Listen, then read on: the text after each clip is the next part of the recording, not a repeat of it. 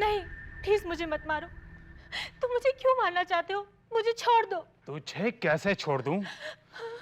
मेरे जिंदा रहने के लिए तेरा मरना बहुत जरूरी है। नहीं नहीं, मैंने तुम्हारा क्या बिगाड़ा है? मुझे क्यों मारना चाहते हो? तूने मुझे खून करते हुए देखकर बहुत बड़ी गलती कर दी। नहीं नहीं नहीं, मैं तुझे तेरे प्रेमी के पास पहुंचा के रहूंगा। प्लीज ऐसे मत करो, प्लीज।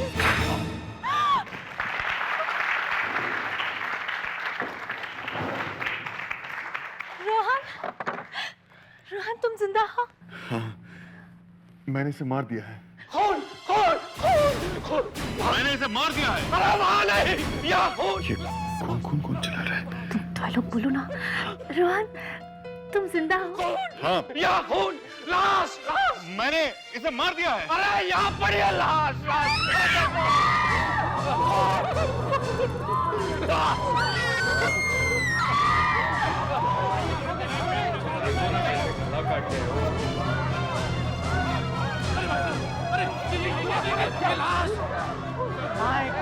तो चिल्ला क्यों?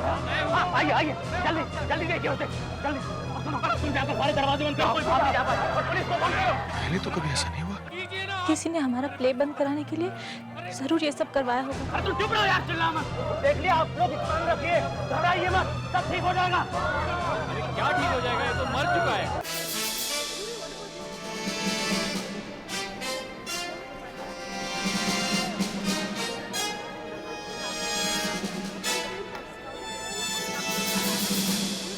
अरे ये तो प्रेम है। सर?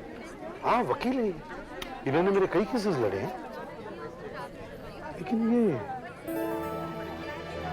नाटक कब से देखने लगा? पहले तो कभी शौक नहीं था। सर? हाँ,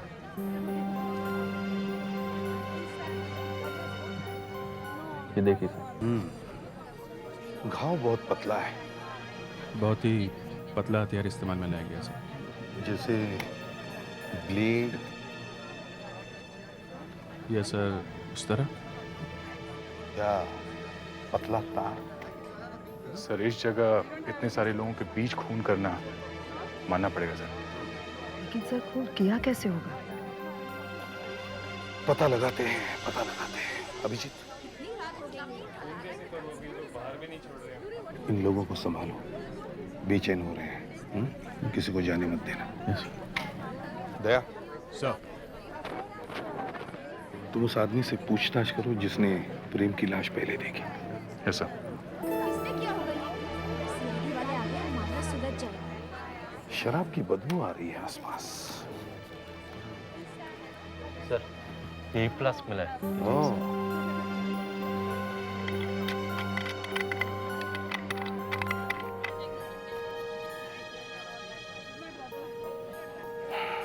लग ही रहा था।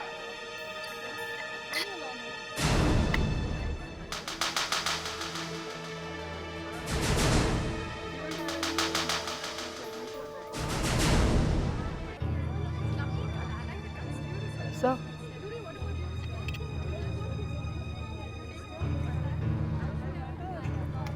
बहुत शराब पीता था।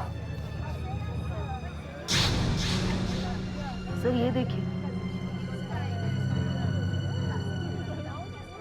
ये देखिए, क्या है? लेडीज पर्स है। ओह,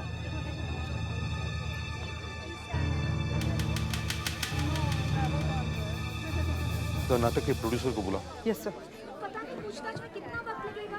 एक्सक्यूज मी, आपके प्रोड्यूसर कहाँ हैं? शायद उधर है, मेकअप रूम में। जी। आप लोग कुछ बता सकते हैं? क्या देखा आप लोगों ने? नहीं, हमने कुछ भी नहीं देखा। हम भला कैसे देख सकते हैं? हम तो प्ले देख रहे थे, पीछे वाले सीट पे बैठे हुए थे। आपको कुछ पता नहीं चला? स्टूडियो में अंधेरा इतना था, अंधेरा बहुत होता है। अंधेरा। बहुत अंधेरा था। और हम घर कब जा सकते हैं? देखिए खून का मामला है, थोड़ी बहुत पूछताछ तो करनी पड़ेगी। तुम्हारा नाम क्या है? जी आकाश। आकाश। प्ले के बीच में उठकर तुम कहाँ जा रहे थे? जी मुझे बहुत जोर से प्यास लगी थी, बस पानी पीने जा रहा था साहब। क्या तुम्हें अक्सर बार बार प्यास लगती है? मेरा कहने का मतलब यह है कि तुम्हें इतनी जोर की प्यास उसी समय क्यों लगी? अब साहब प्यास तो प्यास है, लग गई। अब उसी समय क्यों लगी मैं ये कैसे बता सकता हूँ साहब? वो आदमी मरा हुआ है, इसका पता तुम्हें कैसे चला? वहां तो अंधेरा ही अंधेरा था। साहब मैं जब अंधेरे में जा रहा था तो उस आदमी की मुझे टांग लगी। मैंने उसको धीरे से कहा भी कि टांग पीछे कर, तो साहब वो हिला भी नहीं। मैं उसके पास गया और उसको धीरे से हिलाया तो मेरे हाथों में कुछ गीला गीला लगा साहब। मैं तभी समझ गया कि कुछ ना कुछ गड़बड़ है साहब। लाश के साथ कौन कौन लोग बैठे हुए थे?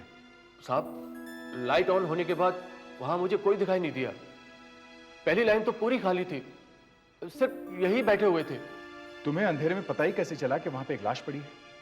अंधेरे में तुम्हारे हाथ में कुछ गीला गीला लगा और तुम चिल्लाने लगे कि खून है खून, हाँ? मुझे तुम्हारी बात पे विश्वास नहीं हो रहा। प्रोड्यूसर साहब, इस पहले रो में जितने भी लोग बैठे थे उन सब से मुझे बात करनी। बताइए कौन कौन बैठा था यहाँ? साहब किससे बात करेंगे साहब? पहली रो में जो एक आदमी बैठा था वो तो मर चुका है। एक ही आदमी बैठा था, तो बाकी लोग कहाँ गए? साहब जब लाश मिली थी तब इस लाइन में इनके अलावा और कोई नहीं बैठा था। और साहब ये इनके पीछे वाली लाइन में ना साहब, यहाँ पर 4 सीटें खाली थी। ये 12, 13, 14, 15। आपको कैसे मालूम? साहब जब लाश मिली थी तभी देखा था कि सारी सीटें खाली हैं। ऐसा कैसे है कि जिस आदमी का खून हुआ उसके साथ वाली सारी सीटें खाली? साहब ये बात मेरी खुद की समझ में नहीं आ रही है कि ऐसा कैसे हो सकता है। साहब ये सारा का सारा शो हाउसफुल था, पूरी सीटें बिकी हुई थी, फिर भी ये सीटें खाली। साहब हो सकता है ये लोग आए ही ना हो। और ये भी तो हो सकता है कि ये लोग यहाँ पर थे और इंटरवल में चले गए। हाँ ये भी हो सकता है साहब। अभिजीत, जय, बाहर जाके वॉचमैन से बात करो, उससे पूछो कि इंटरवल में कोई बाहर गया था क्या नहीं। सिक्योरिटी, इंटरवल में कोई आदमी थिएटर के बाहर गया था? साहब थिएटर के बाहर कोई नहीं गया, ना इंटरवल में, ना उसके पहले, ना बाद में। ठीक से याद है? अच्छी तरह साहब। साहब इंटरवल में जो लोग बाहर आते हैं ना, हमारे ही कैंटीन में खाते पीते हैं, हम उनको कहीं बाहर जाने देते ही नहीं साहब। आजकल हमको बहुत ध्यान देना पड़ता साहब। इसका मतलब खूनी अब भी थिएटर के अंदर ही है। लगता तो ऐसा ही है। इस डब्बे में क्या है? साहब टिकटे हैं, जो लोग आते हैं ना उनकी टिकट हम फाड़ के इसमें डाल देते हैं साहब। ये उसी के टुकड़े हैं साहब। ये बॉक्स हम ले जा रहे हैं, तुम्हें बाद में लौटा देंगे, ठीक है? साहब एक मिनट। साहब थिएटर के बाहर एक आदमी गया था। गया था? कौन? साहब वो कैंटीन का लड़का था। कैंटीन वाला? कैंटीन वाला? हाँ साहब, लेकिन साहब वो 5-10 मिनट में वापस आ गया था। ए, सुनो, उठो। तुम अभी शो के बीच में थिएटर से बाहर गए थे ना? जी जी साहब। क्यों? क्यों गए थे बाहर? साहब वो क्यों गए थे बाहर? चलो इधर आओ, वो साहब- बाहर आओ, बाहर आओ। क्यों गया था? हैं? साहब मुझे एक आदमी ने 200 रुपये दिए थे, वो शराब लाने के लिए साहब। बस वही लेने गया था साहब। 200 रुपए? हाँ साहब। साहब मैंने सोचा कुछ पैसे बन जाएंगे इसलिए चला गया साहब। लेकिन साहब आप ये बात किसी को कहना मत, वरना मेरी नौकरी चली जाएगी साहब। नौकरी जाएगी तेरी? जी साहब। चलो जरा मेरे साथ आओ, अंदर आओ। कहाँ साहब? अंदर आओ। साहब आ जाओ, आ जाओ। पता नहीं कितनी देर लगेगी। मेरे तो बच्चे भी अकेले हैं घर पे। चलो आओ। देखो, क्या ये वही आदमी है जिसने तुम्हें पैसे दिए थे? हाँ देखो, घबराओ मत, देखो देखो देखो। जी जी साहब, ये तुमने इनके लिए शराब कितने में जला के दी? साहब इंटरवल के एकदम बाद नाटक शुरू ही हुआ था साहब। कितने बजे होंगे उस वक्त? 10:30 बजे होंगे साहब। इसका मतलब 10:30 बजे तक प्रेम जिंदा थे। मगर लाश मिली कितने बजे? अभिजीत,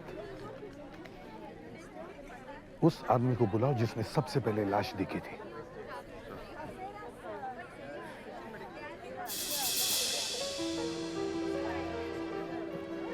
क्या हुआ बेटा, क्या देख रहे हो? साहब इसने एक टोपी पहन रखी थी साहब। टोपी क्या? जी साहब, इस आदमी ने एक कैप पहन रखी थी। मगर सर हमें तो यहाँ से कोई कैप नहीं मिली। लेकिन साहब जब इसने मुझे पैसे दिए थे तब इसने पहन रखी थी साहब। ओ, आशा, इन सब लोगों की तलाशी लो। देखो इनमें से किसी के पास किसी भी तरह की कैप है क्या? आप एक एक करके आगे आइए, मैं आपकी तलाशी लेने वाली हूँ। आइए एक एक करके आइए। मुझे अपना पर्स दिखाइए। चलिए। नाम क्या आपका? Plate number 5। हाँ दे। ठीक है जी। आपका अपना नाम? पर्स दिखाइए। अच्छा ठीक है, जाइए। आपका नाम? 104 अलका अपार्टमेंट, जीपी रोड। ठीक है। पैट्रिक्स, जितने भी लोग इस थिएटर में आए हैं उन सब के टिकटों का दूसरा हिस्सा इस बॉक्स में है। देखो इन सीटों वाले लोग इस थिएटर में आए हैं या नहीं। सीट का नंबर है A 10 11 12 14 15 16 17 18 और B रो में 12 13 14 15। ठीक है, जाओ जल्दी चेक करो।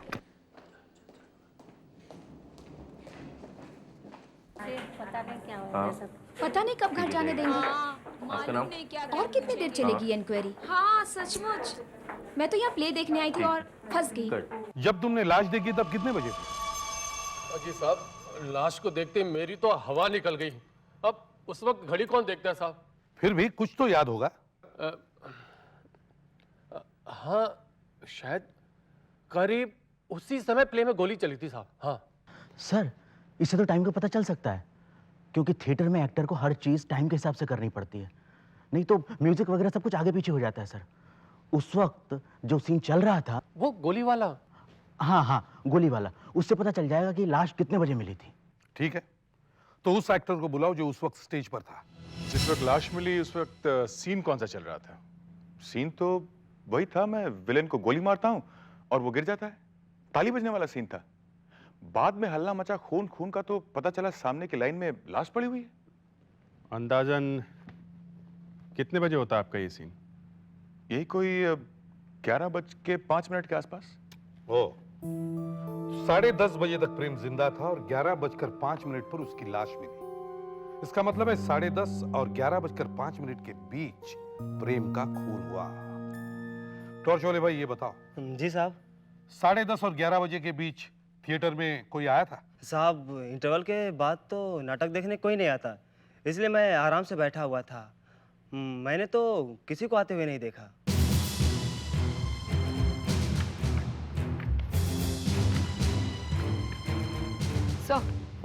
हाँ सर ये है उन सारे लोगों की लिस्ट जो आज रात प्ले देखने आए थे। किसी के पास से वो कैप मिली? जी नहीं सर।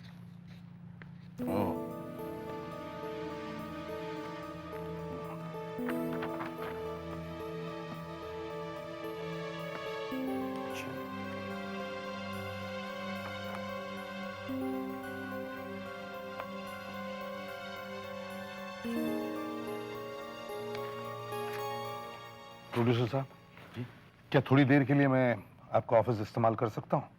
हाँ सर जरूर। Thank you.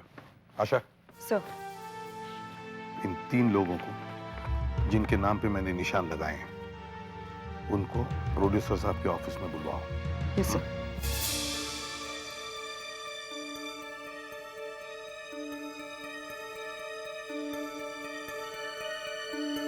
देख ली सब टिकटें? मिला कोई टिकट? नहीं, तुम भी देखो। आप सब लोग यहाँ आइए। आइए। कोई कुछ बताएगा कि हमें क्यों रोक रखा है यहाँ पर? बाकी सब लोगों को तो आपने जाने दिया है बाहर। अभी पता चल जाएगा, आप पहले यहाँ आइए। आइए यहाँ पे। एसीपी साहब, आप तीनों से बात करना चाहते हैं, वही बताएंगे आपको कि आपको रोक कर क्यों रखा है। सर ये 3 लोग जिन्हें आपने बुलवाया है, कौन है सर ये? दया, ये तीनों लोग प्रेम से ताल्लुक रखते हैं। एक है संकेत, याद है ना तुम्हें? सर ये वही संकेत है ना जिसे फ्रॉड के केस में 5 साल की जेल हुई थी? हाँ वही। उस वक्त प्रेम पब्लिक प्रोसिक्यूटर था और उसने संकेत को जेल करवाई थी। तो सर संकेत ने बदला लेने के लिए प्रेम का खून कर दिया है? हाँ हो सकता है। और ये दूसरा आदमी कौन है? दूसरा आशीष, प्रेम का पुराना बिजनेस पार्टनर। सर ये भी खूनी हो सकता है? हाँ, क्यों नहीं हो सकता। यानी जब तक वो नहीं बताएंगे तब तक हम लोग लटक गए। खूनी मिल नहीं रहा है, हमको पकड़ लिया। आपका नाम एसीपी साहब ने निकाला है लिस्ट में से, समझे आप? एसीपी साहब ने निकाला? जी हाँ। अब तो चोंच बंद कर लो भाई। मैं कोई चोंच वोंच नहीं बंद करने वाला। मैं तो आपको रुकने के लिए नहीं बोला है, आप चाहे तो जा सकते हैं। नहीं, ये मेरे साथ है, तुम कहीं नहीं जाना प्लीज। तुम घबराओ नहीं, तुमने कुछ नहीं किया ना, कुछ नहीं होगा, मैं हूं ना यहाँ पे। और तीसरी है एक लड़की। लड़की? हाँ, प्रेम के सीट के नीचे से जो पर्स मिला था उसमें इस लड़की का आइडेंटिटी कार्ड था। उसका नाम है रोमा। इस लड़की का भी हाथ हो सकता है सर खून में? हो सकता है। वो तीनों आ गए। पहले संकेत को लेके आओ। Yes sir. सर अगर खून संकेत ने किया है तो बदला लेने के लिए किया होगा। आओ संकेत, देखो फिर से मुलाकात हुई ना। साहब ये खून मैंने नहीं किया है। किसने कहा ये खून तुमने किया है? तो फिर मुझे क्यों रोक के रखा है? संकेत, तुम्हारे जैसा आदमी नाटक वाटक में कब से दिलचस्पी रखने लगा है? हा? जो आदमी एक बार जेल जा चुका है उसे नाटक देखना मना है क्या? पर जिस आदमी ने तुम्हें जेल भिजवाया उसी का खून वहीं हो जाए जहां तुम नाटक देखने आए हो तो? मैं खुद देखने नहीं आया साहब, मुझे इस नाटक के प्रोड्यूसर ने टिकट भेज के बुलवाया है। प्रोड्यूसर ने? हाँ, उसी ने टिकट भेजी थी। अरे साहब, मैं कह रहा हूं ना आपसे, मैंने साहब किसी को कोई फ्री टिकट नहीं भिजवाई है, और मैं तो जानता तक नहीं कि ये संकेत है कौन। ये एक पुराना मुजरिम है, इस प्रेम ने इसे जेल करवाई थी। प्रेम ने उसे जेल करवाई है साहब, ये मुझे कैसे पता चलेगा? और भला मैं किसी पुराने मुजरिम को फ्री टिकट क्यों भेजने लगा? अरे मुझे क्या पागल कुत्ते ने काटा है साहब? हाँ, इससे तो अच्छा है मैं अपने कपड़े फाड़ लूं और सड़क पर खड़ा होकर नाच करूं, उसके भेजूंगा मैं टिकट, आपको भी और संकेत को भी। इतना खुश होने की जरूरत नहीं है। अगर पता चला कि इस खून में आपका हाथ है तो जेल में आपका डांस देखने जरूर आएंगे हम। हाँ अभिजीत, क्या कहा प्रोड्यूसर साहब ने? सर प्रोड्यूसर तो कह रहे हैं उन्होंने किसी को फ्री टिकट नहीं भेजी है, और इसे तो बिल्कुल नहीं भेजी। झूठ बोल रहा है जी, वो उसी ने टिकट भेजी थी और एक लेटर भी जिसमें लिखा था कृपया हमारा नाटक देखने जरूर आइएगा। ये लिखा था? हाँ जी, यही लिखा था अंग्रेजी में। मुफ्त में टिकट मिल गई तभी तो मैं आ गया यहाँ पे, वरना मुझे क्या जरूरत पड़ी थी नाटक वाटक देखने की। मुफ्त में टिकट मिल गई तभी तो मैं आ गया यहाँ पे, वरना मुझे क्या जरूरत पड़ी थी नाटक वाटक देखने की। वो लेटर है अभी तुम्हारे पास? अभी तो मेरे पास नहीं है जी, हाँ घर पर रखा है। तो वो टिकट दिखाओ, शो की जो है।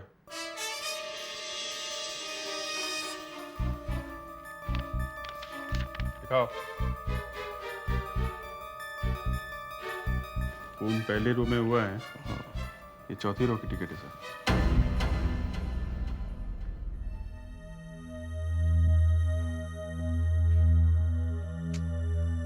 यार ये पुलिस वाले भी पूछो मत बस। ये माना कि मैं कभी गलत काम करता था, लेकिन इसका मतलब ये तो नहीं कि जिंदगी भर पीछे पड़े रहो मेरे।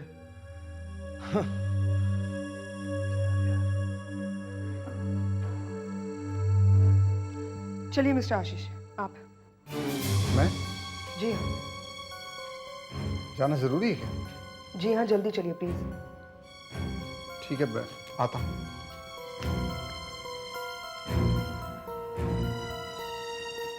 घबराओ नहीं, कुछ नहीं होगा।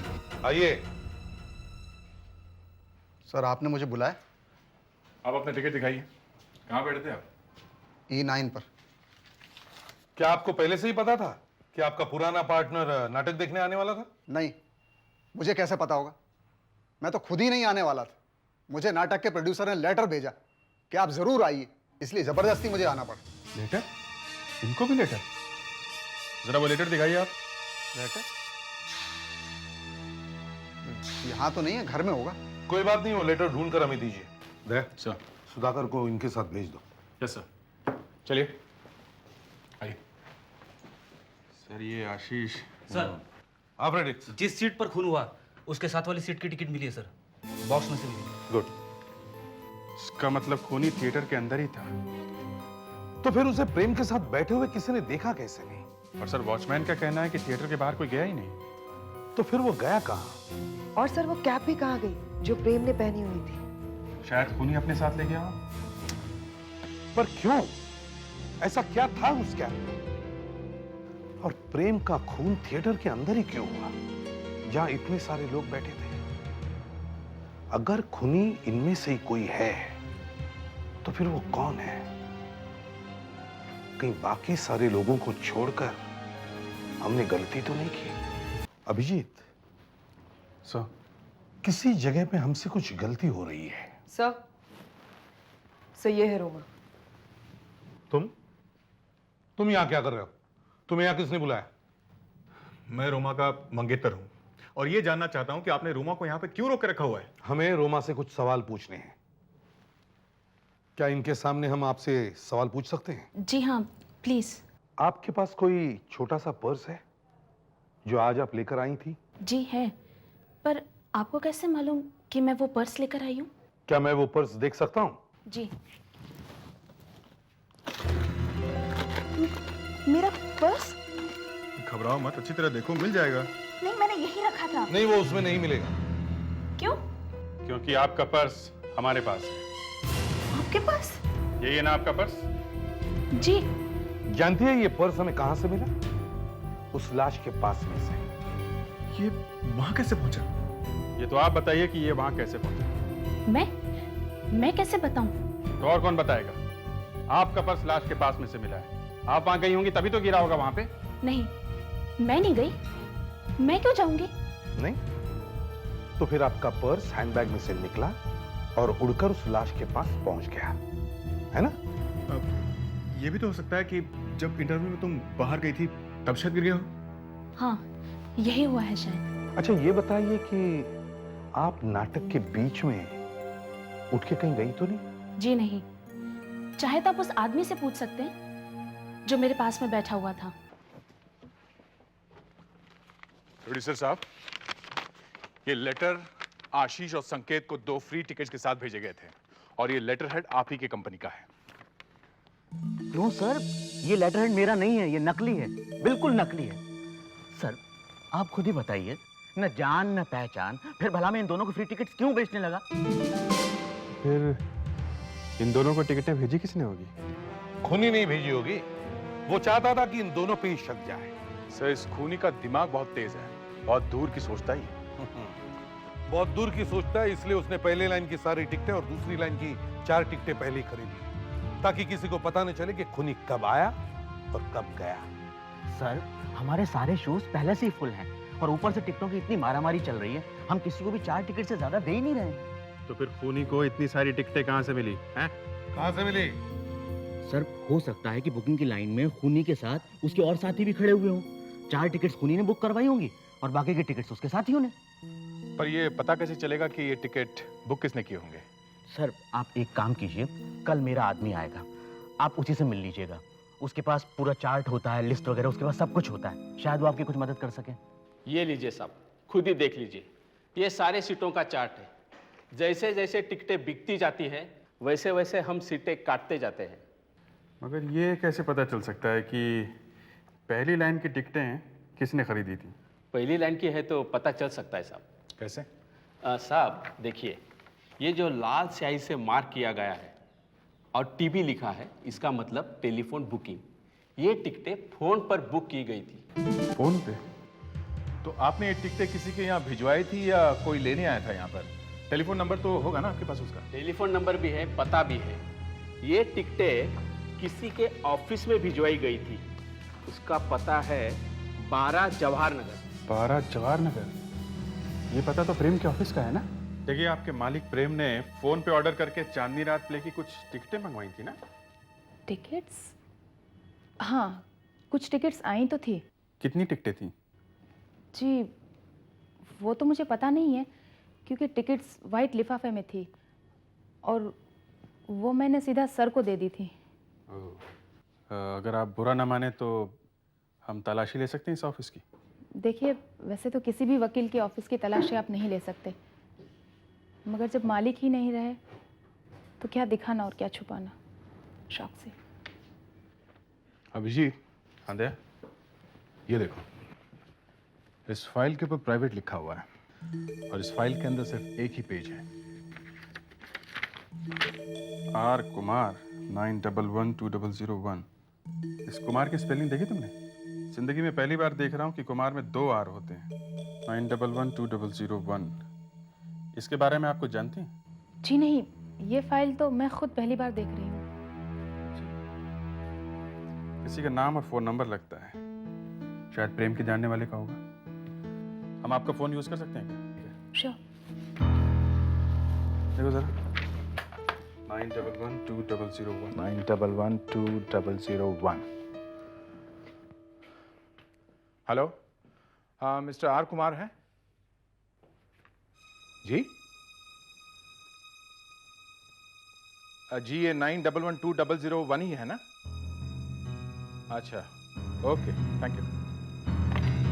ये किसी रद्दी वाले का दुकान का नंबर है। टेलीफोन डायरेक्टरी में देखते हैं कि ये 2R वाले कुमार का नंबर उसमें है कि नहीं। सर रोमा के साथ वाली सीट में जो आदमी बैठा हुआ था उससे पूछताछ हो गई है। तो क्या रोमा भी मिली हुई है? लगता नहीं है सर। पूरे प्ले में रोमा अपनी सीट पर ही बैठी हुई थी, सिर्फ इंटरवल में ही बाहर गई थी और प्ले वापस शुरू होते ही वापस आ गई थी। और इंटरवल के बाद तक तो प्रेम जिंदा था। फिर भी वो पर्स प्रेम के सीट के नीचे। सर, सर पूरी टेलीफोन डायरेक्टरी में आर कुमार नाम का सिर्फ एक ही आदमी है जो अपने नाम में 2 R लगाता है, और उसका फोन नंबर 911-2001 नहीं है सर। आइए आइए।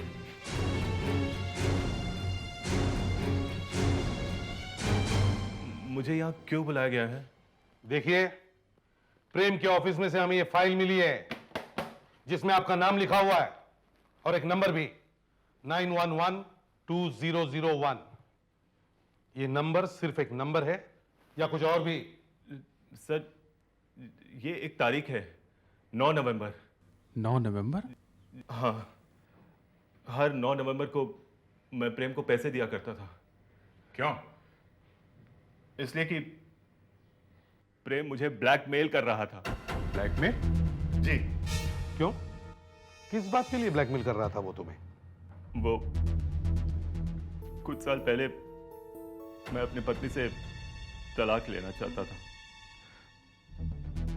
कोर्ट में मेरा केस ये प्रेम ही लड़ रहा था, तो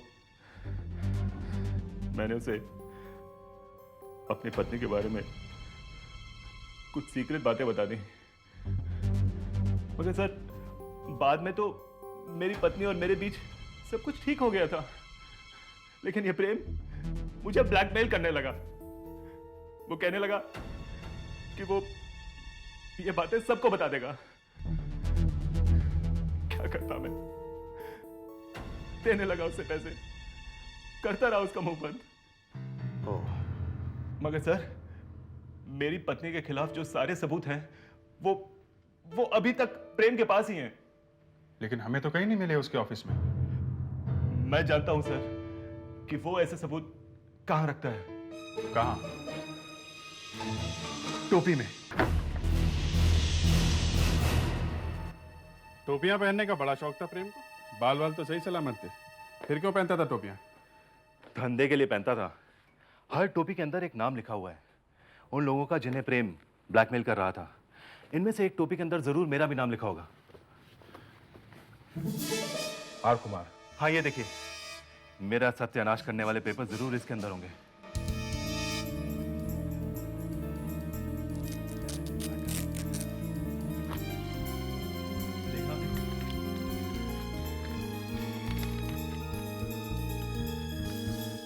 चलो, एक बात का तो पता चली गया कि खूनी प्रेम की कैप लेकर क्यों गया था। हाँ सर। खूनी ने प्रेम को थिएटर में बुलाया होगा कि पैसे वहां दे दूंगा। मगर सर उसने पैसे देना तो दूर, उसने प्रेम का खून ही कर दिया और कैप लेकर चला गया। हाँ, पर वो कैप गई तो गई कहां? थिएटर में जाकर फिर से देखते हैं। कैप वहीं कहीं होनी चाहिए। कल फिर से शो है, देखते हैं, शायद मिल भी जाए।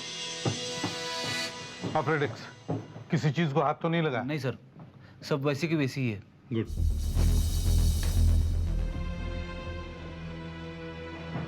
कैप यहीं कहीं होनी चाहिए, यहीं कहीं होनी चाहिए। इन बॉक्सेस को अच्छी तरह से ध्यान से देखो।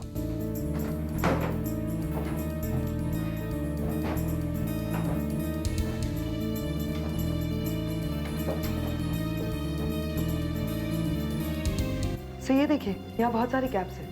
वो कैप अंदर से फटी हुई होगी। सर देखिए।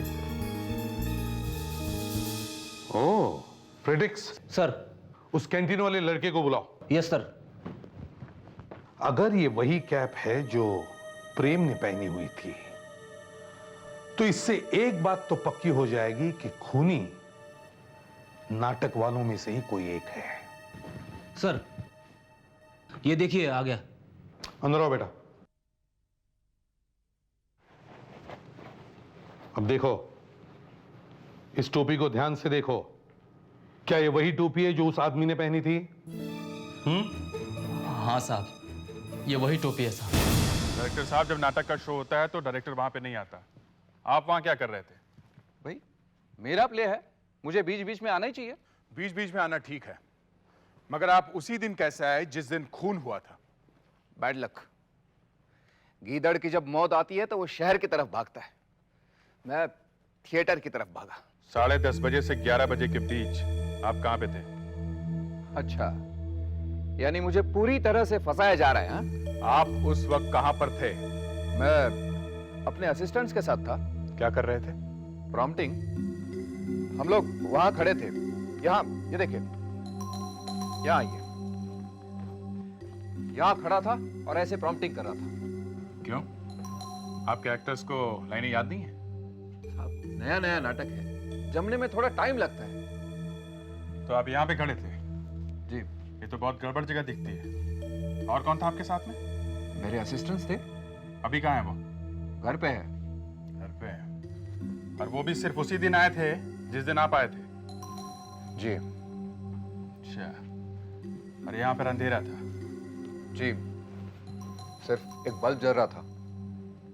दया, देखना जरा।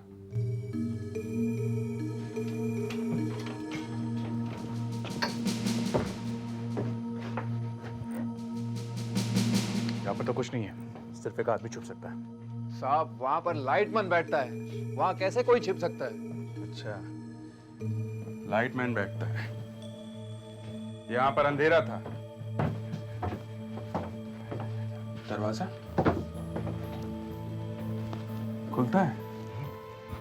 अंदर अंधेरा था और बाहर भी अंधेरा था, और खून यहाँ पे हुआ है। डायरेक्टर साहब, बहुत गड़बड़ है। अंदर भी अंधेरा था और बाहर भी अंधेरा। शायद कोई यहां से ही बाहर गया और अंधेरे की वजह से दिखाई नहीं दिया। उस वक्त प्रोड्यूसर साहब कहां थे? उस समय तो मैंने उन्हें कहीं देखा नहीं। मैं खुद सोच रहा था कि वो गए कहाँ। आप 10:30 और 11 बजे के बीच कहाँ थे? मैं तो यहीं था। यहीं? यहीं का मतलब? सर एक मिनट इधर आइए सर। आइए ना सर। हाँ बताइए। सर बात रहने दीजिए सर, आप इस बात को ज्यादा मत खुरेदिए। कमाल है, आपके नाटक में खून होता है, आप गायब होते हो और आप कहते हो कि इस बात को मत खुरेदिए। सर मेरी बात तो सुनिए सर। क्या सुनिए? सर देखिए सर, अगर ये बात मेरी बीवी को पता चल गई ना तो मेरी तो खाट खड़ी हो जाएगी सर, और डायरेक्टर साहब भी सुन रहे हैं। सर दरअसल मेरी एक दोस्त मुझसे मिलने आई थी। अच्छा। सर उसे बहुत जरूरी काम था सर। जी सर, हम लोग ग्रीन रूम में बैठे थे और टॉर्च वाले ने तो चाय भी हमें पिलाई। टॉर्च वाले ने? धीरे धीरे सर, टॉर्च वाले ने हमें चाय पिलाई और हम लोग चाय पी रहे थे सर, तभी मैंने अचानक शोर सुना सर, और सर मैं इधर से यहाँ से सर, ये मैं ग्रीन रूम से सर दौड़ता हुआ आया और मैं इधर भाग रहा था कि तभी मैं इस तरह से टकराया, और सर देखिए अभी तक सर मेरे पाँव में दर्द है सर, बहुत तेज दर्द है सर, अभी तक दर्द है सर। ये बॉक्स यहाँ पे रखा ही क्यों है? सर अब इसमें मैं क्या कर सकता हूँ सर, डायरेक्टर साहब मेरे पीछे पड़ गए कि मुझे बॉक्स लाकर दे दीजिए, तो मैंने लाकर दे दिया सर। अच्छा, वो मैं बताता हूँ। हाँ बताइए। वो इंटरवल के बाद एक एक्टर दूसरे एक्टर को गोली मार देता है और ये समझकर कि वो मर गया उसे इस बॉक्स में डाल देता है, पर वो मरा नहीं, वो कैरेक्टर जिंदा है। वो इस बॉक्स से निकलकर खलनायक को गोली मार देता है। बड़ी अजीब बात है। वो एक्टर कितनी देर तक बॉक्स में बंद था? उसे करीब 10:30 बजे बॉक्स के अंदर डाला गया था और 11 बजे के आसपास बॉक्स से बाहर आया था। यानी वो एक्टर 30 मिनट तक इस बॉक्स में था। हाँ सर, असली कलाकार है वो। कहता है कि 30 मिनट बॉक्स के अंदर बैठूंगा तो चेहरे पर असली गुस्सा आ जाएगा। Method acting. ये चीज उसने पहले भी कभी की है? हाँ सर, हमारे इस नाटक के 4 शोज हो चुके हैं और चारों में उसने ऐसा ही किया था। आपने इसके बारे में हमें पहले क्यों नहीं बताया? क्या बताता सर, वो तो स्टेज पर ही था। वो स्टेज पर था या नहीं ये तो बाद में पता चल जाएगा। हम तो सिर्फ यही जानते हैं कि वो 30 मिनट के लिए यहां से गायब था। उसे किसी ने नहीं देखा। यहाँ कुछ है, ये देखिए नट बोल्ट। ये क्या, ये यहाँ से खुलता है क्या? हाँ, वो जानबूझकर ऐसे बनाया था। अगर एक्टर बाहर निकलना चाहे तो आसानी से निकल सकता है। बस नट बोल्ट खोलो और निकल जाओ।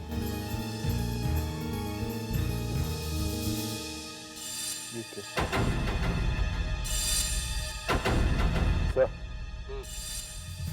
तो लगता है जिस चीज से खून हुआ था वो चीज मिल गई है।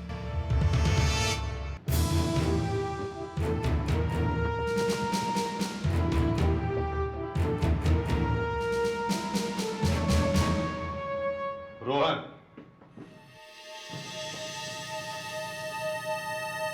आप लोग यहाँ? क्या बात है? चलो आप लोग बाहर जाओ। चले, आप भी चलिए। बाहर आइए। किधर? बाहर बाहर। उठिए। कहाँ जाना? चलिए बाहर चलिए। कौन है आप लोग? चलिए।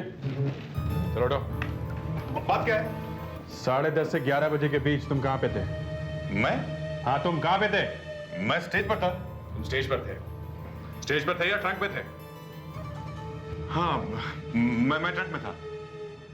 तुम ट्रंक में थे, ये किसी ने देखा था? उस ट्रंक के अंदर सिर्फ एक ही आदमी रह सकता है, दूसरा कोई आ नहीं सकता उसके अंदर। तो कोई दिखेगा कैसे? चलो कोई बात नहीं। इस ब्लेड को पहचानते हो? ये तुम्हारा है? नहीं, मेरा नहीं है। मेरा कैसे हो सकता है? ये तो सिर्फ एक ब्लेड है, सिंपली ए ब्लेड। इस पे मेरा नाम लिखा है। नाम तो नहीं लिखा, मगर ये ब्लेड ट्रंक में क्या कर रहा था? ट्रंक में? हाँ, ट्रंक में। इस पर फिंगरप्रिंट्स मिले। पता नहीं किसने रख दिया ट्रंक के अंदर मुझे फंसाने के लिए। और कौन रख सकता है तुम्हारे अलावा? ये ब्लेड तुम्हारा है। प्रेम का खून इसी ब्लेड से हुआ और खून तुम्ही ने किया है। मैंने कोई खून वो नहीं किया। तुमने खून नहीं किया? हाँ, नहीं किया, नहीं किया, नहीं किया। तुमने प्रेम का खून क्यों किया? प्रेम मुझे ब्लैकमेल करता था। क्यों? मैं जिकापुर का रहने वाला हूं। वहां चोरी के इल्जाम में 2 साल की सजा काट चुका हूं। प्रेम को यह बात मालूम थी। मैं रूमा से शादी करना चाहता था। वो बहुत बड़े घर की लड़की है। प्रेम को कहीं से यह बात भी पता चल गई। उसने मुझे ब्लैकमेल करना शुरू कर दिया। वो जानता था कि अगर मेरे जेल जाने की बात रोमा के घर वालों को पता चल गई तो रोमा के साथ मेरी शादी कभी नहीं हो सकेगी। मैं जितना कमाता था सब प्रेम को दे देता। इसलिए मैंने प्रेम को मारने का प्लान किया। मैंने उसे थिएटर में बुलाया। तू क्या सोचती है? नहीं। सारी बत्तियां बुझा करके तू मुझसे बच जाएगी? नहीं। कितना भी अंधेरा कर ले। आ गए। कालिया, वो लड़की कहीं छुप गई है। पैसे लाए हो? लाया हूं। पर यहाँ तो कोई नहीं है। पेपर्स कहाँ हैं? वो मुझसे बच नहीं सकती। तुम्हारी गिरफ्तारी के सारे रिकॉर्ड इस टोपी में मौजूद है। यहाँ देख। अब मेरे पैसे दे दो। रुको, अभी देता हूं। ना प्रेम ने उस कैंटीन वाले लड़के से शराब मंगवाई होती, ना कैब के पीछे पीछे हम मेकअप रूम पहुंचते, और ना ही मेकअप रूम से हम तुम तक पहुंच पाते। प्लान तो अच्छा बनाया था, मगर प्रेम के शराब पीने की आदत ने तुम्हें पकड़वा दिया। अब मुक्त।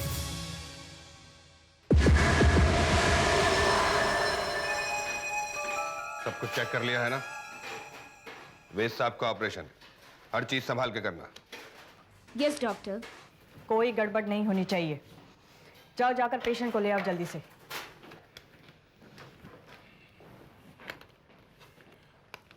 आज मेरी जिंदगी का सबसे बड़ा ऑपरेशन है। जिस आदमी ने मुझे पढ़ाया लिखाया, यहां तक पहुंचाया, आज मुझे उसी को मौत के मुंह से बचाना है।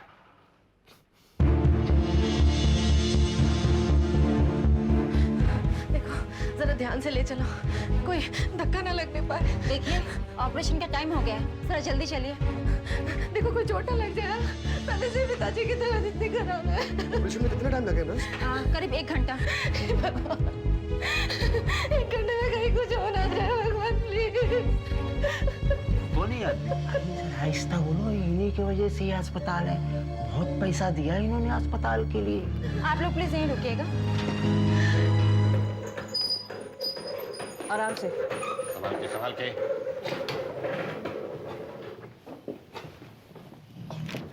चलो चलो चलो आराम से, क्या कर रहे हो?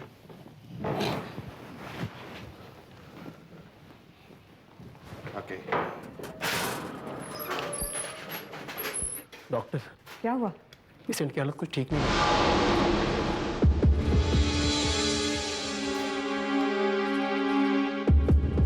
डॉक्टर, ये तो मर चुके हैं। मर चुके हैं?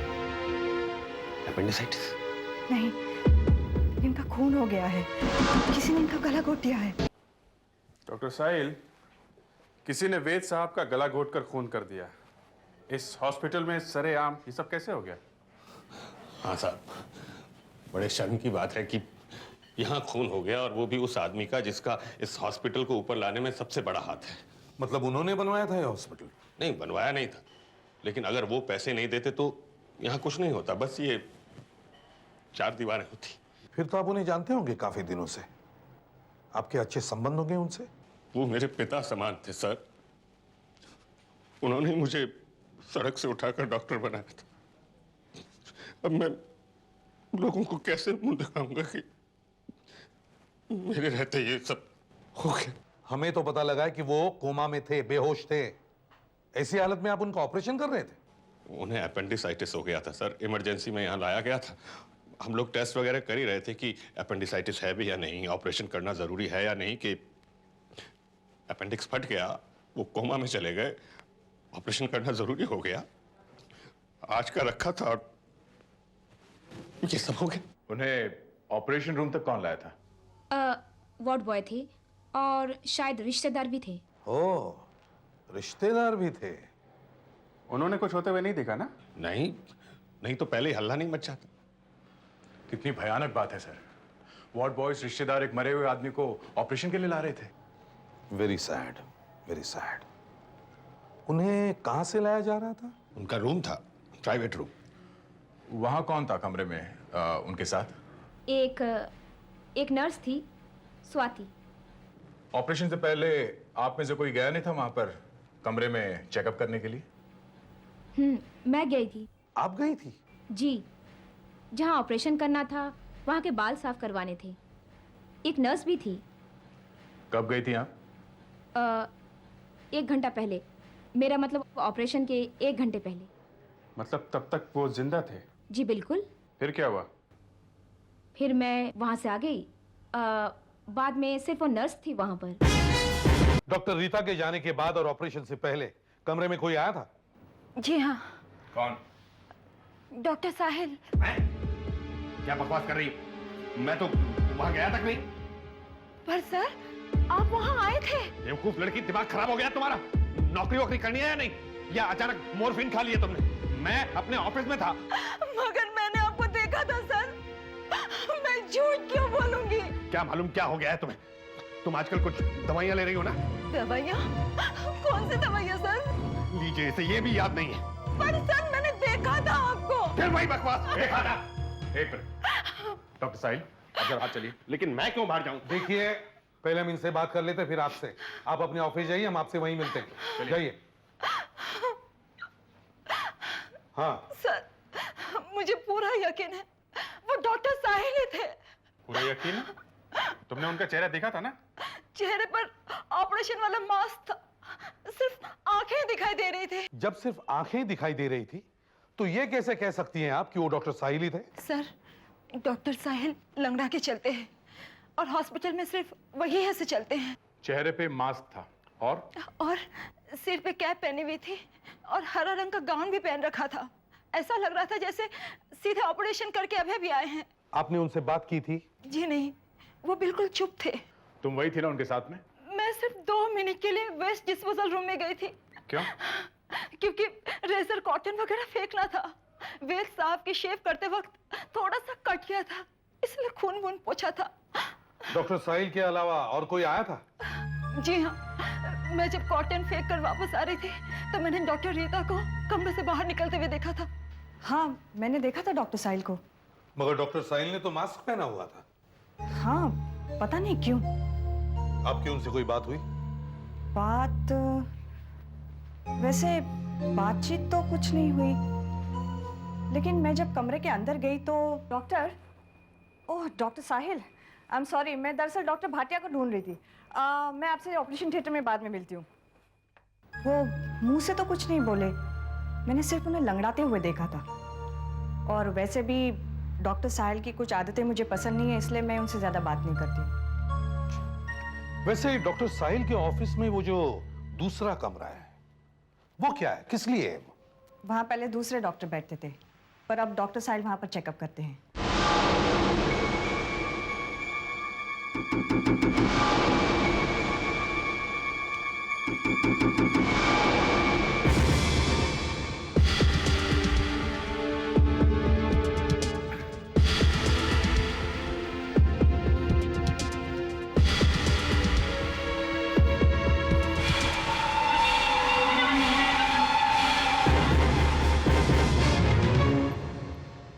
सॉरी, मैंने आपको डिस्टर्ब तो नहीं किया? अरे ये क्या, इंजेक्शन? एक डॉक्टर अपने आप को इंजेक्शन लगा रहा है? Are you diabetic? जी हाँ, मुझे डायबिटीज हो गई है। हर रोज 2 बजे इंसुलिन का इंजेक्शन लेना पड़ता है, आदत सी पड़ गई है। डॉक्टर साहिल, अब जरा आमने सामने बात हो जाए, मैन टू मैन। बताइए, वेद साहब के रूम में गए थे या नहीं? बिल्कुल नहीं। स्वाति झूठ बोलती है। वो क्यों झूठ बोल रही है? क्या मालूम। आज आपने ऑपरेशन वाला गाउन, मास्क और कैप पहने थे? जी हाँ, आज हमने 2 ऑपरेशन किए थे, उसी वक्त पहने थे। हाँ, नर्स स्वाति का भी यही कहना है। जब आप वेद साहब के कमरे में आए थे तो आपने हरे रंग का गाउन, कैप और मास्क पहन रखे थे। आपको क्या लगता है मेरा दिमाग खराब हो गया है कि मैं ऑपरेशन के बाद भी वो कपड़े पहन करके घूमता फिरूंगा? वो कपड़े ऑपरेशन के वक्त पहने जाते हैं, ऑपरेशन के बाद नहीं। लोग डॉक्टर को पागल समझेंगे उसे ऐसे घूमता देखकर। आप लोग मेरा यकीन क्यों नहीं करते हैं?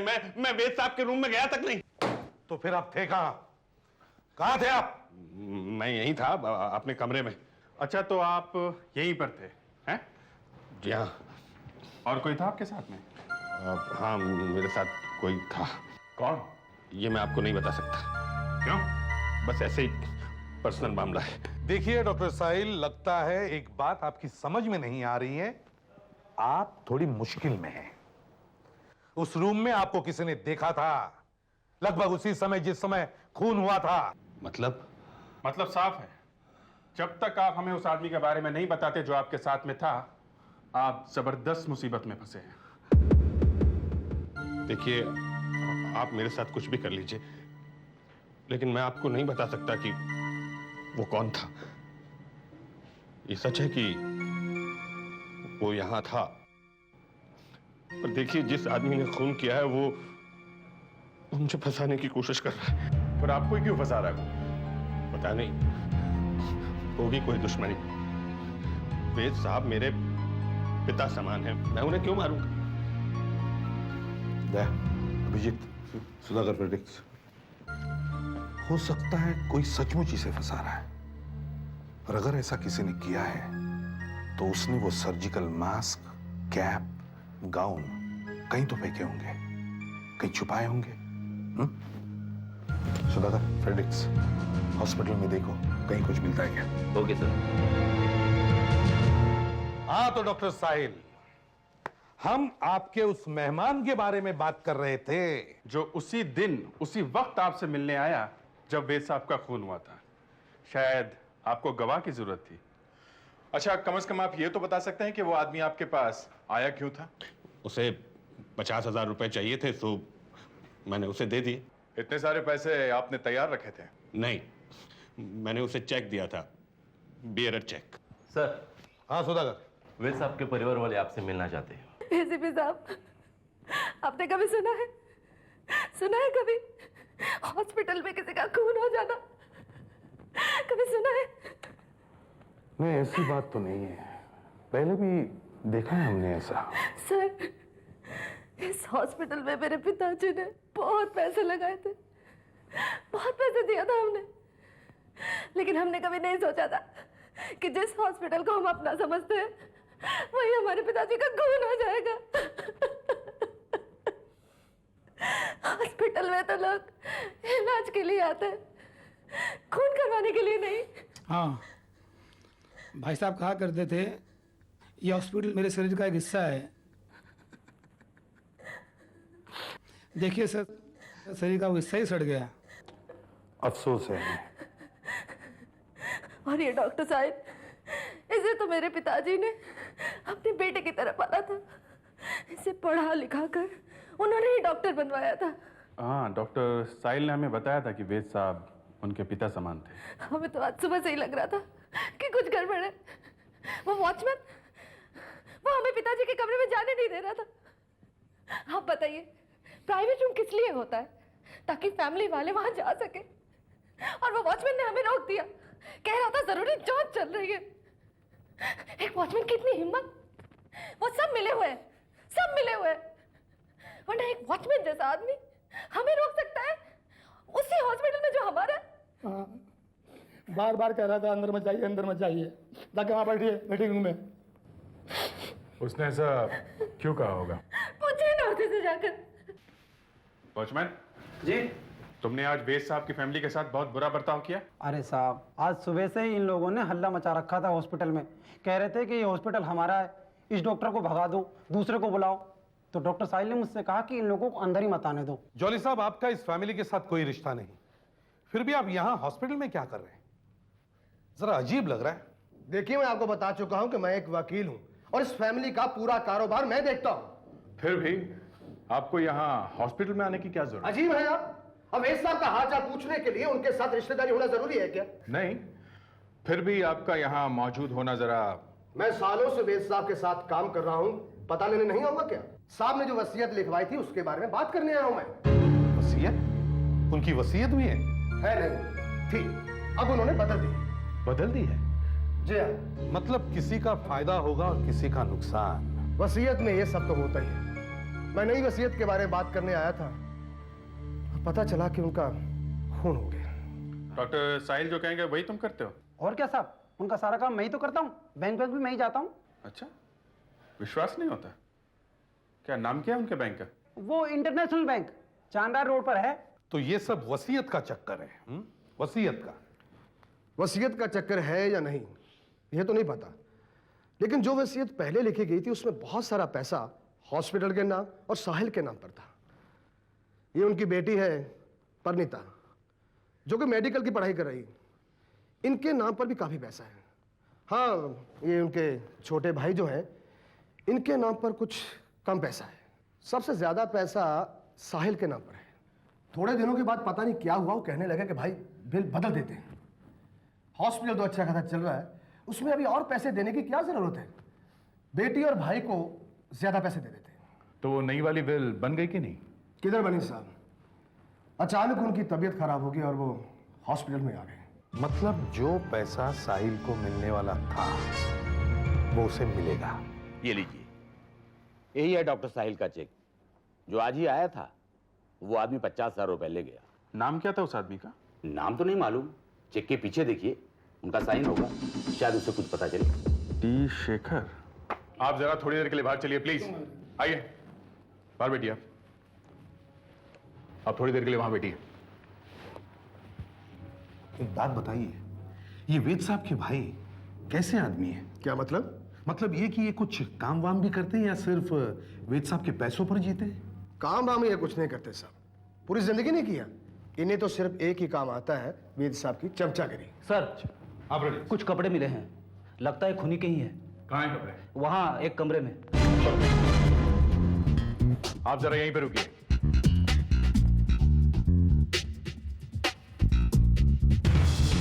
हाँ सुधाकर, यहाँ है सर कपड़े। निकालो।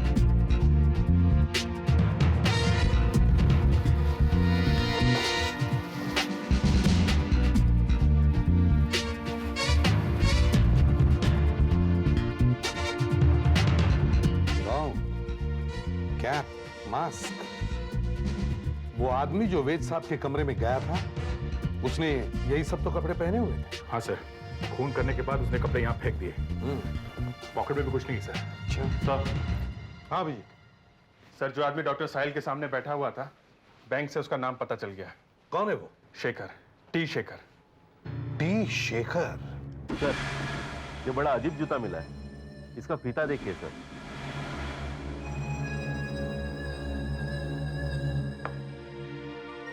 ये तो टूटा हुआ है सर, और फिर से इसे जोड़ा गया है। फीते को टेप से क्यों जोड़ा गया होगा सर? हॉस्पिटल जैसी जगह में अंदर आना और रूम में घुस के किसी आदमी को मारना, जरा अटपटा सा है ये सारा मामला। अब खून करने वाले को ये डर तो होगा ही कि वो कहीं पकड़ा न जाए, काम जल्दी करना चाहिए। मगर इसी बीच उसके जूते का फीता टूट जाता है। और सर, उसे जल्दी जल्दी चलना मुश्किल हो जाता है। शायद जूता बड़ा है, बार बार पैरों से निकल रहा है। हाँ, तो फीता बांधने जाता है मगर फीता बनता नहीं, तो उसने ये टेप लगा ली, फीता बांध लिया और चल पड़ा। मगर ये टेप उसे इतनी जल्दी मिली कहां से? सर, शायद वो आदमी उस वक्त हॉस्पिटल में होगा जब उसके जूते का फीता टूटा। कहीं ये टेप उसने उस रूम में से तो नहीं उठाई होगी। देखना चाहिए मरने वाले के कमरे में ऐसी टेप थी कि नहीं, मगर उसने ये टेप हॉस्पिटल में से ही उठाई है, हॉस्पिटल में से ही। Yes sir. नहीं तो उस आदमी का ध्यान अचानक टेप की तरफ जाएगा ही कैसे? देखो, अगर मेरे जूते का फीता टूट गया तो मैं फीते में गांठ बांधने की कोशिश करूंगा, या फिर टूटे हुए फीते को ही बांधने की कोशिश करूंगा। मगर ये टेप लगाना मेरे समझ में नहीं आया। सर, ये किसी ऐसे आदमी का काम हो सकता है जिसका इस टेप के साथ दिन रात का लेना देना हो। जैसे कोई केमिस्ट या डॉक्टर भी हो सकता है। सर, आ गया। सर, नर्स स्वाति ने और डॉक्टर रीटा ने ये कपड़े पहचान लिए। हाँ सर, ये वही कपड़े हैं जो खूनी ने पहने हुए थे। ये शर्ट भी? नहीं सर, शर्ट तो गाउन के नीचे छुपी हुई थी। ये पैंट पहचान लिए, ये पैंट वही है। मतलब डॉक्टर साहिल जैसा आदमी उस कमरे में था। मगर सर, डॉक्टर साहिल का तो कहना है कि वो अपने कमरे में था एक आदमी के साथ। लेकिन वो आदमी कौन है ये वो बताने से मना कर रहा है। और अगर डॉक्टर साहिल अपने कमरे में था तो डॉक्टर साहिल जैसा एक आदमी इस कमरे में भी था। सर, मुझे लगता है कि जो आदमी डॉक्टर साहिल के सामने बैठा हुआ था, ये टी शेखर, यही इस चक्कर का सेंटर है sir. T Shekhar? Yes sir. T Shekhar? इस टी शेखर को जमीन से खोद कर निकालना पड़ेगा। सारे अखबारों में खबर छपवा दो, शायद डॉक्टर साहिल को गिरफ्तार किया जाएगा। इससे गड़बड़ी मच जाएगी। डॉक्टर साहिल भाग जाएगा या टी शेखर सामने आ जाएगा। आप सोते हुए शेर को जगा रहे हैं। सोते हुए चूहे को पिन चुबा रहा हूं। बाबूजी के मरने के बाद माँ ने डॉक्टर साहिल के साथ शादी कर ली, दूसरी शादी। डॉक्टर साहिल तुम्हारे बारे में कुछ कहते हुए हिचकिचा क्यों रहे हैं? बता दे क्यों नहीं? क्या है कि मैं भी एक डॉक्टर था कुछ साल पहले इसी हॉस्पिटल में, लेकिन मुझे शराब पीने की बुरी लत लग गई और एक दिन नशे में चुपके से मैंने एक पेशेंट का ऑपरेशन कर दिया। बस उसके बाद वेद साहब ने मुझे हॉस्पिटल से निकाल दिया। मैंने लाख हाथ जोड़े, मैंने मिन्नतें की, गिड़गिड़ाया, लेकिन उन्होंने मेरी एक नहीं सुनी, मुझे निकाल कर ही छोड़ा। तब से मैं वेद साहब से नफरत करता हूं और शायद यही वजह होगी कि डॉक्टर साहिल ने मेरा नाम नहीं बताया। उन्हें लग रहा होगा कहीं मैं वेद साहब के खून में न फंस जाऊं। जब आप अपने पिताजी के साथ थे, क्या वो कुछ देर के लिए कमरे से बाहर गए थे? नहीं, बिल्कुल नहीं।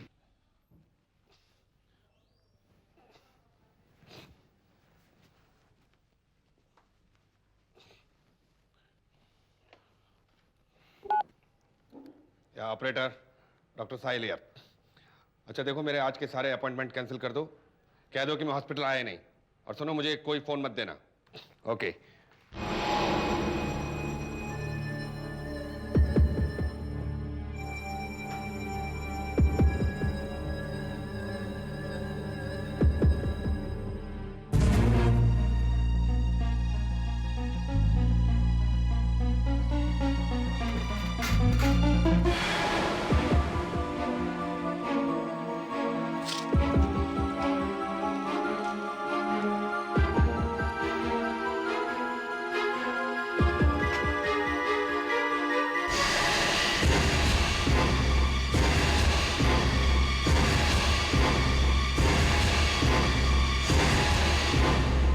सर, इस टी शेखर के बयान ने डॉक्टर साहिल को शक से एकदम बरी कर दिया। सर, मुझे अभी भी यही लग रहा है कि ये मर्डर साहिल ने ही किया है और ये दिखाने की कोशिश की है कि वो कमरे में ही था। उसने हमें धोखा देने के लिए वो कपड़े वहां फेंक दिए जिससे ये लगे कि खूनी कोई और है जो साहिल की तरह लंगड़ाते हुए घूम रहा है। हाँ, अगर ऐसा होता तो वो शेखर का नाम पहले ले लेता ना। हमारा शक डॉक्टर पे जाता ही नहीं। ये साहिल, ये अभी कहाँ है? सर, इस वक्त वो हॉस्पिटल में ही है। सुधाकर और फेड्रिक्स हैं वहां पे। इस डॉक्टर साहिल को जाके फिर से मिलते हैं, देखते हैं ये कितना सच बोल रहा है और कितना झूठ।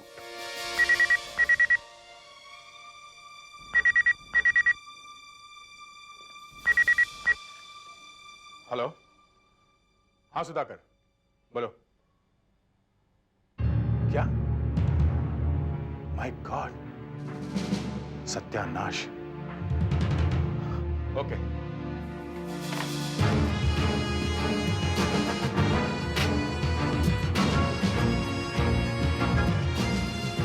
कहाँ है? यहाँ है सर।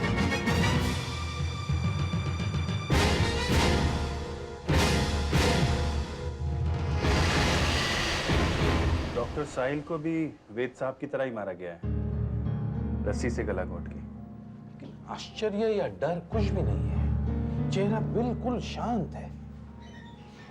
अगर इनका गला ही घोटा गया है तो यहाँ थोड़ी बहुत हलचल तो होनी चाहिए। सर, मेज पर भी सारी चीजें वैसी की वैसी हैं। हाँ, वही तो। सुधाकर, कुछ मिला? नहीं सर। फेड्रिक्स? सर, कमरे में सारी चीजें बिल्कुल अपनी जगह पे ठीक ठाक है। शायद यहां भी कुछ नहीं हुआ है सर। अभिजीत सर, जरा पता करो, कमरे में लाश मिलने के बाद यहाँ किसी ने छेड़छाड़ तो नहीं की? सब कुछ ये ठीक ठाक तो नहीं किया? दया सर, जरा इधर आओ।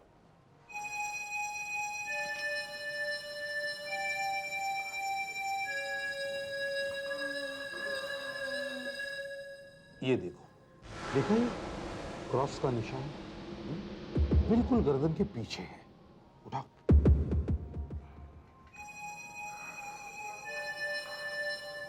मतलब सर, खूनी साहिल के बिल्कुल पीछे खड़ा था और यहां से गला घोटा उसने। हाँ, अगर वो साइड में खड़ा होता तो क्रॉस का निशान यहां होता या यहां होता।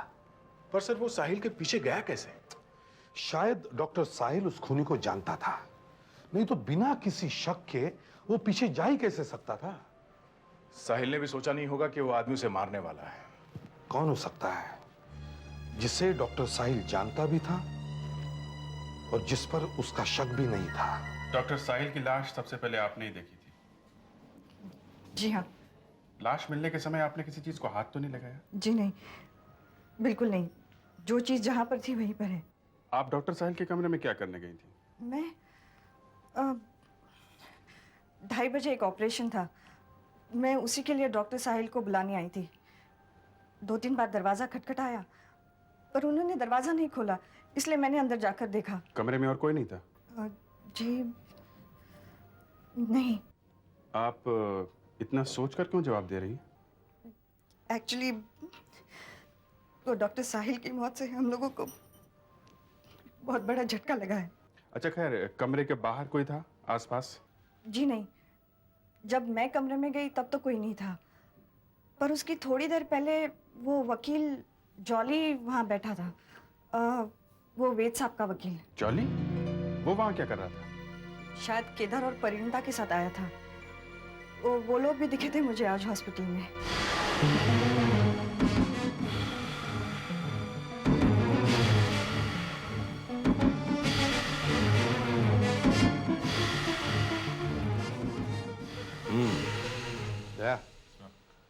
लगता है मौत की थोड़ी देर पहले डॉक्टर साहिल ने अपने आप को इंसुलिन का इंजेक्शन लगाया था।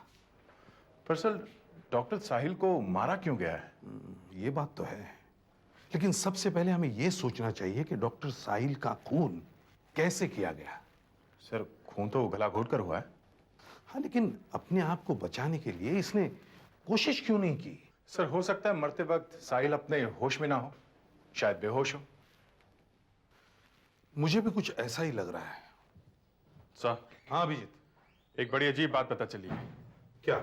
परिणीता, केदार और जॉली, वो तीनों आज हॉस्पिटल में ही थे। खून के समय? Yes sir. वो लोग यहाँ क्या करने आए थे? जब पहला खून हुआ तब भी वो लोग यहाँ थे और आज भी? जरूर कुछ चक्कर है। अभिजीत सर, तुम उन तीनों से पता करो कि वो लोग आज हॉस्पिटल में क्या करने आए थे। दया सर, मुझे डॉक्टर साहिल की पोस्टमार्टम की रिपोर्ट जल्दी से जल्दी चाहिए। Yes sir. वो रिपोर्ट जरूर कुछ कुल खिलाएगी।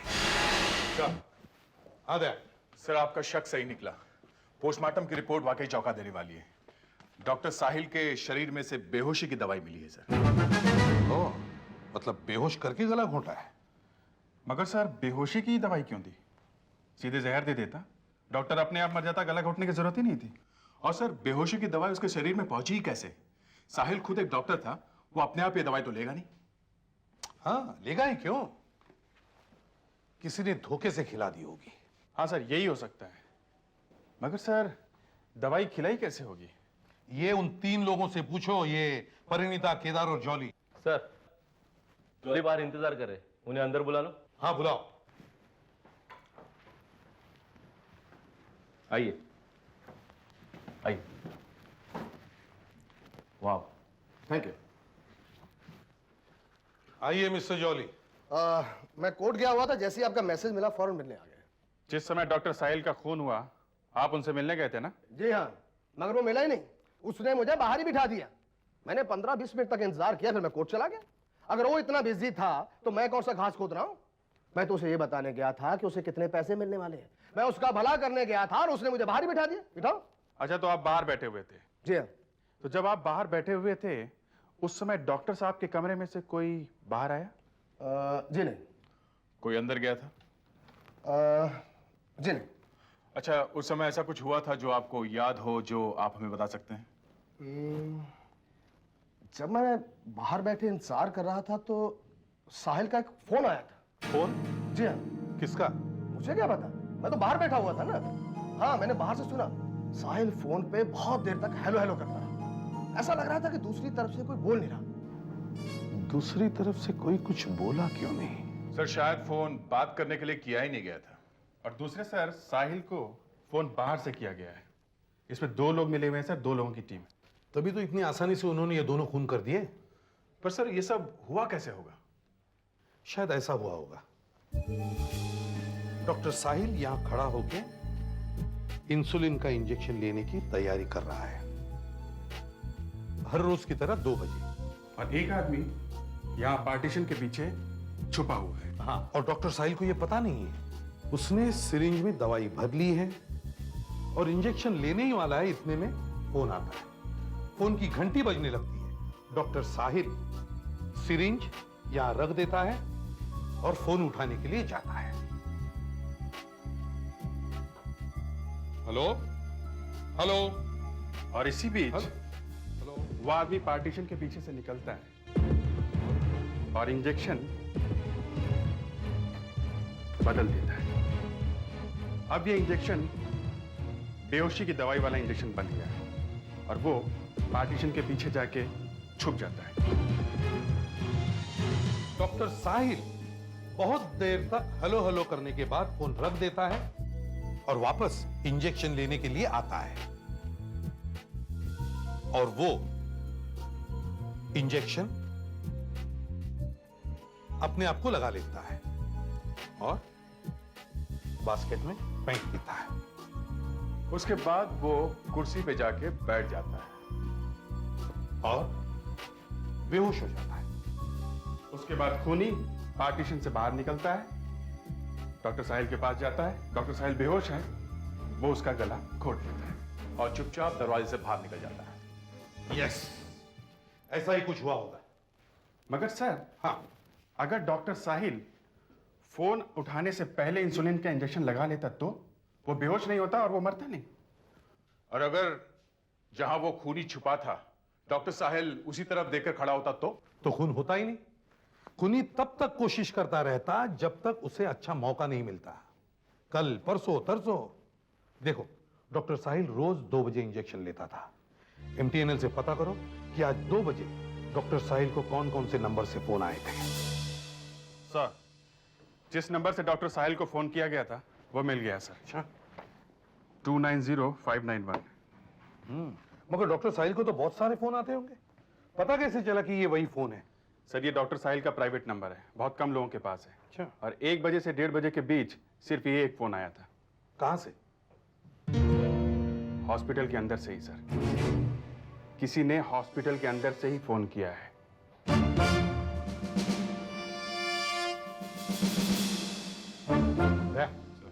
एमटीएनएल से जो नंबर मिला है वो लगा। Yes sir. 290591।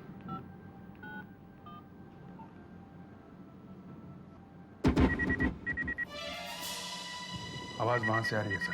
हाँ, देखते हैं।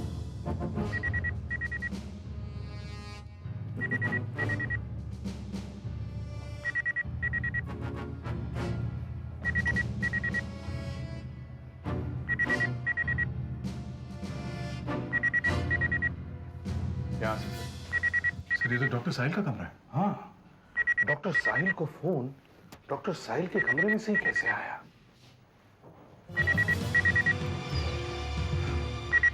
यही तो वजह है।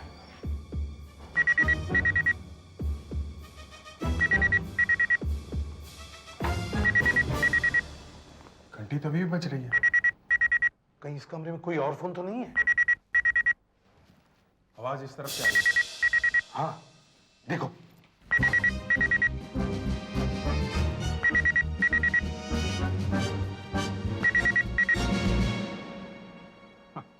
तो वो आदमी जिसने डॉक्टर साहिल का खून किया वो साहिल के ऑफिस में ही छुपा हुआ था और वो दवाइयों के बारे में जानता था, तभी तो वो साहिल को बेहोशी की दवाई दे सका। मगर सर, अस्पताल में हर दूसरा आदमी दवाई के बारे में जानता है। मगर सर, मेरी समझ में अभी तक ये नहीं आ रहा है कि साहिल को बेहोशी की दवा देने की क्या जरूरत थी। सीधा उसे जहर क्यों नहीं दे दिया? क्योंकि अगर कोई जहर देता तो फौरन पता चल जाता कि जहर देने वाला आदमी दवाइयों के बारे में जानता है। इसलिए यह दिखाने के लिए कि खून करने वाला आदमी कोई बाहर का है, साहिल का गला घोंटा गया। सर, पहले खून के बाद हमें ये जो कपड़े और जूते मिले हैं, इनसे हमें कुछ पता चल सकता है? हाँ, क्यों नहीं, दिखाओ।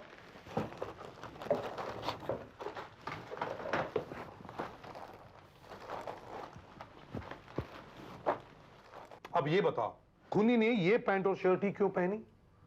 मतलब सर? मतलब खूनी ने अपने कपड़े क्या पहन रखे होंगे? शायद शर्ट और पैंट। शर्ट और पैंट, करेक्ट? Yes sir. अगर उसने शर्ट और पैंट पहनी रखे थे तो उन्हें निकालकर ये कपड़े पहनने की उसे क्या जरूरत थी? अगर वो ये हरा गाउन, ये मास्क और ये टोपी पहन लेता तो उसका चेहरा भी छुप जाता और उसके कपड़े भी। तो फिर उसने ये दूसरे कपड़े पहने ही क्यों? मतलब सर, खूनी ने ये कपड़े पहनने से पहले पैंट और शर्ट नहीं पहन रखे थे, कुछ और ही पहना हुआ था शायद। और क्या हो सकता है सर? साड़ी, सलवार कमीज, स्कर्ट। मतलब खूनी कोई लड़की हो सकती है? बिल्कुल। मगर सर, एक लड़की किसी का गला कैसे घोट सकती है? दया, जब भी हम गला घोटने की बात करते हैं तब हमारे सामने कोई ताकतवर आदमी की तस्वीर आ जाती है। मगर ये मत भूलो कि उस वक्त वेद कोमा में था और साहिल बेहोश था। उनका गला घोटना उस वक्त कोई बड़ा काम नहीं था। मतलब खूनी एक लड़की है जिसे दवाइयों की अच्छी जानकारी है। हाँ, पर वो हो कौन सकती है? एक तो ये सर, लेडी डॉक्टर रीटा। यह आपने ठीक किया। जैसे ही आपको पता चला कि खूनी एक लड़की है और वो इसी हॉस्पिटल में काम करती है, तो आप लोग मुझे पकड़ने चले आए। और वो भी सिर्फ इसलिए कि उस नर्स स्वाति ने मुझे उस कमरे से निकलते देखा। जी। और स्वाति ने उस लड़की को भी देखा जो डॉक्टर साहिल के कपड़े पहने हुए थी। करेक्ट। जब स्वाति ने हम दोनों को देखा है तो वो खूनी वो लड़की है, मैं हो ही नहीं सकती। हाँ, वैसे हो तो नहीं सकती, लेकिन ये हो सकता है कि आप उसे जानती हैं। आप उससे मिली और जब आपने देखा कि वेद साहब का काम तमाम हो गया तो आप वहां से निकल पड़ी। लेकिन बदकिस्मती से स्वाति ने आपको देख लिया।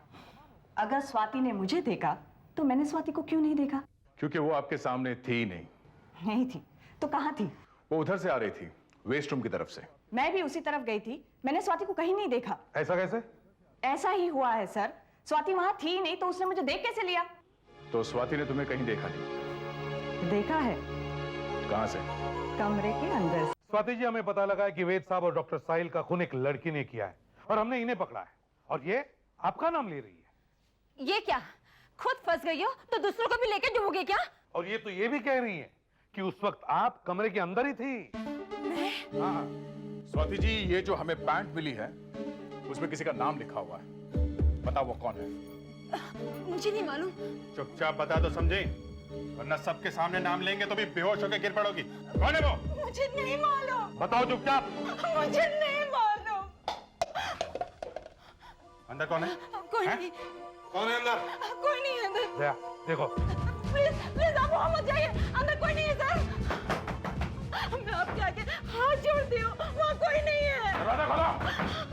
वहाँ कोई नहीं है सर, सर वहाँ कोई नहीं है। क्या कर रहे हैं आप अंदर कैसे आए? चल निकल बाहर। मैं नहा रहा हूँ। मैं कपड़े पहने बगैर बाहर नहीं जाऊंगा। सर खून मैंने किया है। पर अंदर है कौन? उन्होंने कुछ नहीं किया सर। ये था अंदर। ओ, टी शेखर, क्या रिश्ता है तुम्हारा इनसे? ये मेरी पत्नी है। वेद साहब से तो तुम नफरत करते थे, इसलिए उन्हें मार दिया। डॉक्टर साहिल ने क्या बिगाड़ा था?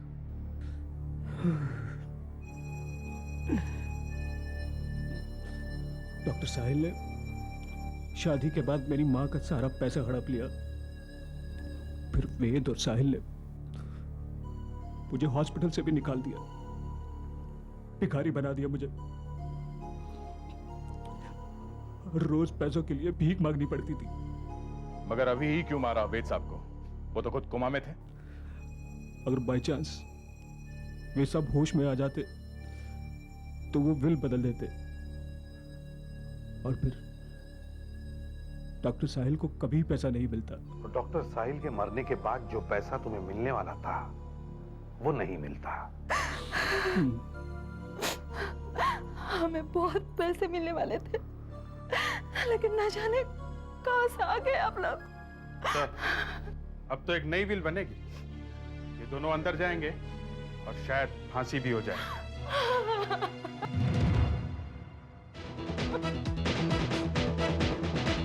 CID के और भी मजेदार और सस्पेंस से जुड़े एपिसोड्स को देखने के लिए हमारे चैनल को सब्सक्राइब करें और बेल आइकॉन दबाना ना भूलें।